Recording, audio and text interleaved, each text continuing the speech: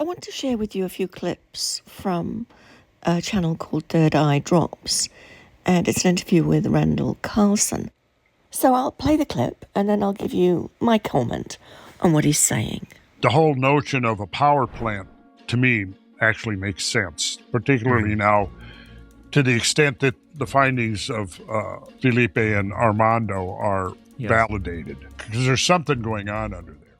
So Randall Carlson then goes on to present evidence that indicates to him, from his perspective, that the pyramids may be linked to advanced plasma-based technology, and the findings that came out of the SAR scan are consistent with that.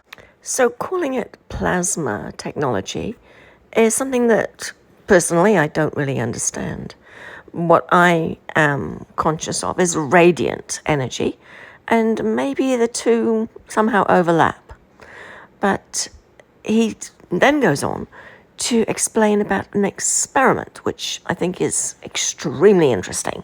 So here's the clip on that. So the experiment starts with two gasoline or petrol-based generators. The kind of generators you would have, small generators like you might have to run your house in a power outage. Two different rooms, turn them on, calibrate them, and use the mass spectrometer and a gas analyzer, two different ways of analyzing the effluents coming out of the tailpipes. He then goes on to explain the results before and after the plasmoid energy was put into the room with these generators. So you run this generator, and you had this gas analyzer and mass spectrometer that are looking at the effluents coming out. So you've got 5 major constituents coming out of the exhaust pipe.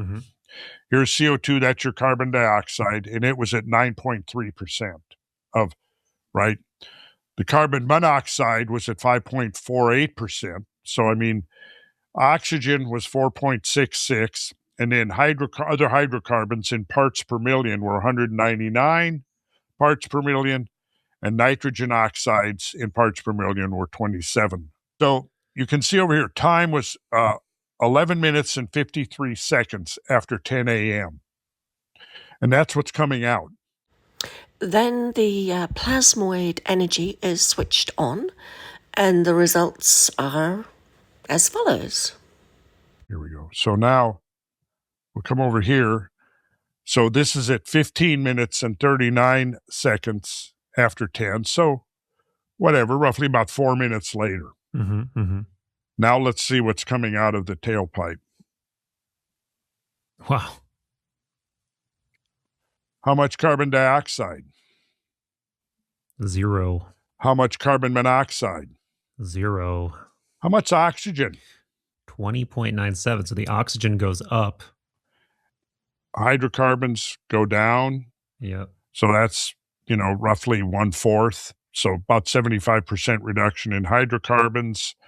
4 times 9, 4 times 7, say roughly 1/7. But oxygen has done this. So what's coming out of this exhaust pipe now is basically pure unpolluted air. Wow. That's what's coming out. Now, where did the carbon dioxide go? Where did the carbon monoxide? Where did these substances go? Well, they're right here. They were transmuted by the plasmoids. So this brings us all the way back to the pyramids of Giza and these massive underground structures that are found.